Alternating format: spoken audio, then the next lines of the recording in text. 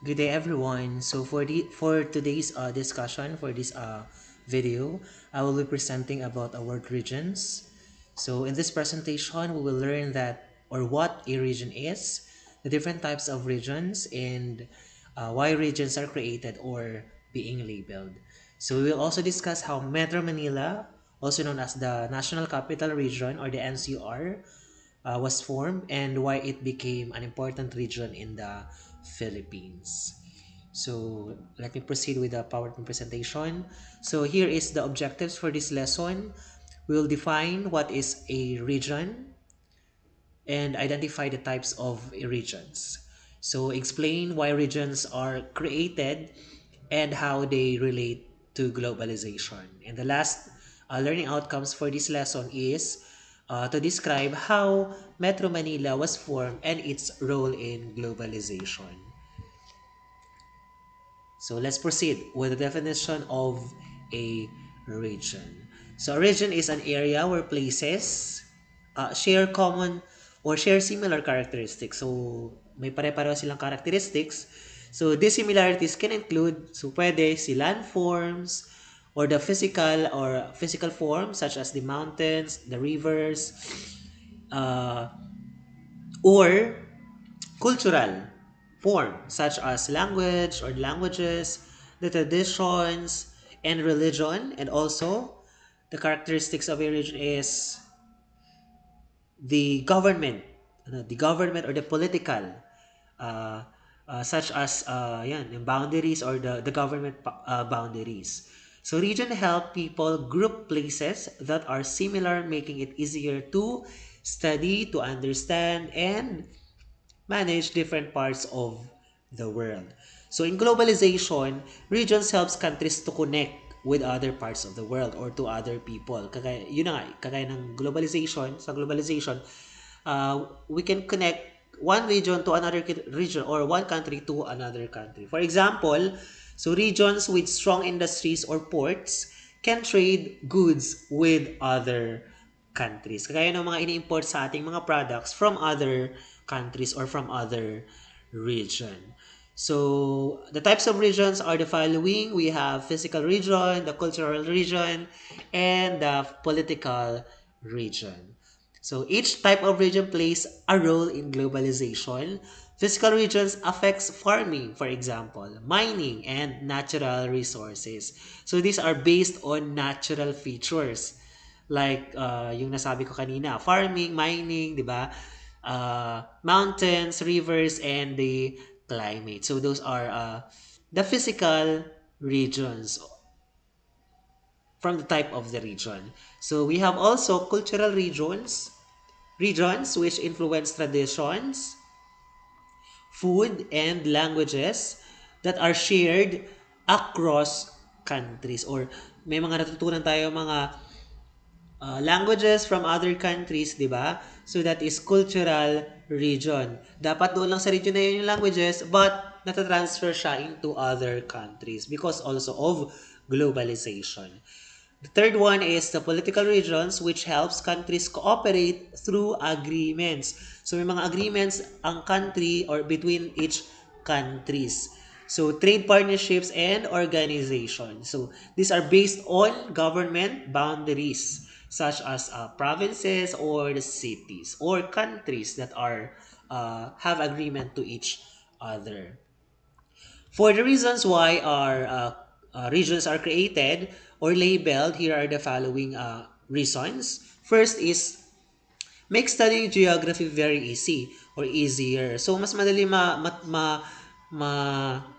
papag-aralan yung geography kapag meron ng specific region kasi doon mo na makikita yung characteristics ng mga region. Organize places properly. So, dapat organize yung mga places. May capital, may city, and may mga other communities doon sa region. Helps governments manage areas. So, mas madali sa government. Siyempre, kapag may leader ka doon sa isang region, mas madali mong mamamanage yung isang region. So, mas maging maayos o magkakaroon ng kaayusan yung isang region or yung isang lugar. So, support planning and development. So, kung may mga project, di ba, doon mo ibabato sa mga undeveloped places. So understand similarities and differences. So regions are created to organize large areas and improve the development of that specific region. So kung i-relate natin sa globalization, regions help support economic growth by allowing easier transportation.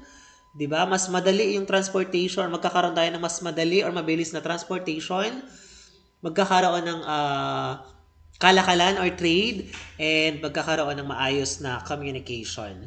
So these are organized regions help countries compete in the global market. So those are the reasons why regions are created or being or labeled.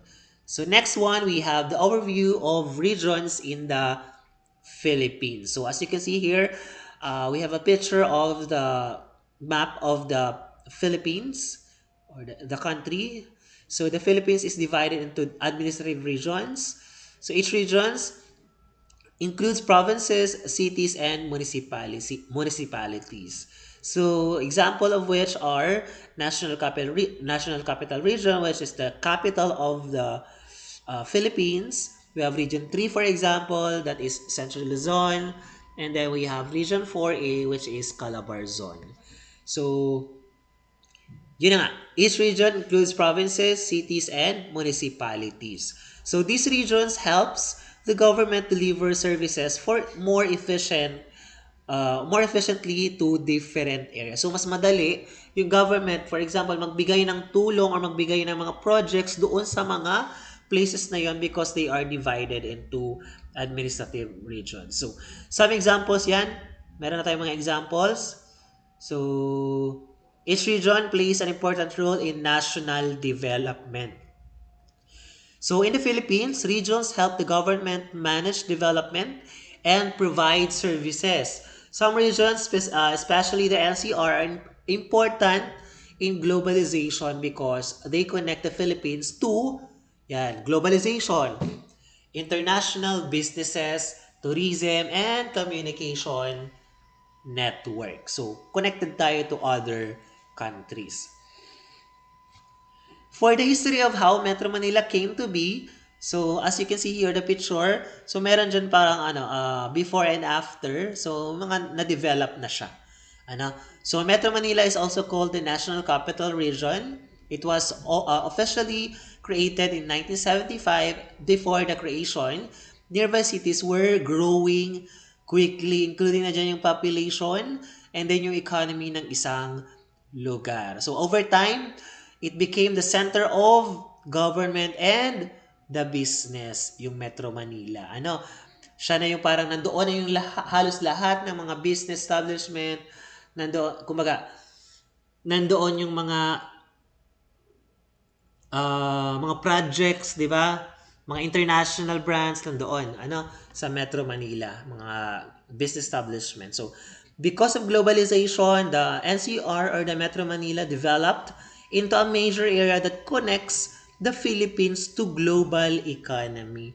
So, marami na yung mga nag-invest sa Pilipinas. Specifically doon sa Metro Manila kasi connected siya into other countries, the other regions.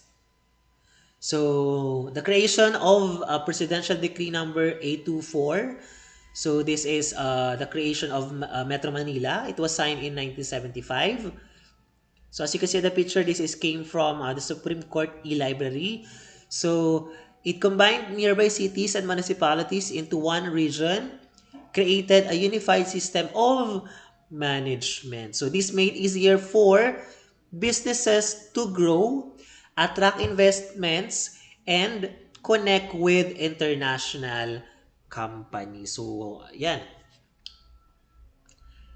Reasons for forming Metro Manila. Bakit na-form yung Metro Manila? So, Metro Manila was formed because of the following. Yan, rapid population, mas mabilis mabilis kasi yung paglaki ng populasyon doon sa Metro Manila. Urban expansion, need to better planning, so improvement transportation, and support trade and businesses. So, with globalization kasi, more businesses and industries develop in Metro Manila. Halos baga nandoon yung mga nagtatarikang mga building, mga businesses, di ba? So it became a place where people could find jobs and companies could connect with international markets. So cities were growing quickly and needed better planning. So yan, connected halos lahat mga country sa Metro Manila. Ano, specifically sa Metro Manila.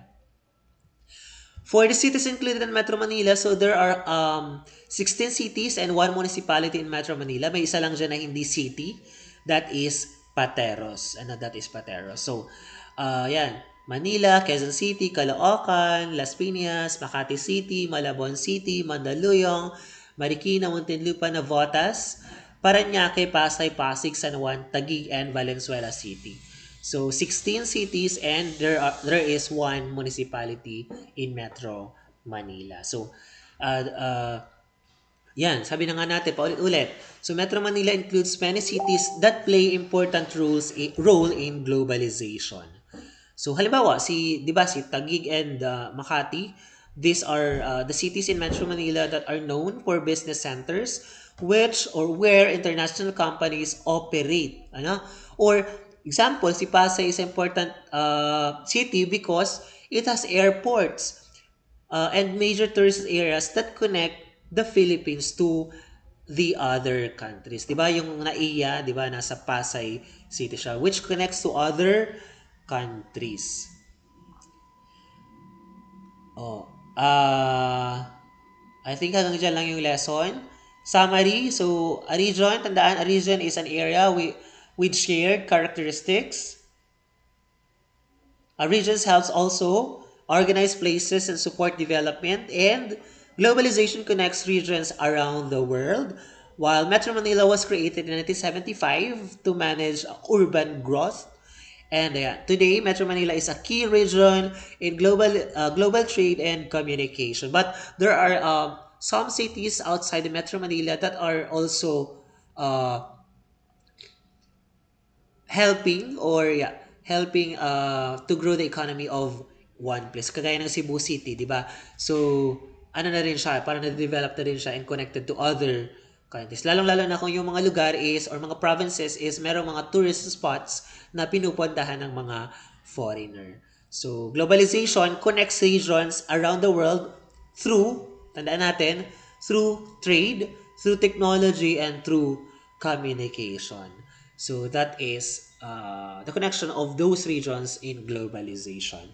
So here is the reference for this lesson, for this video. So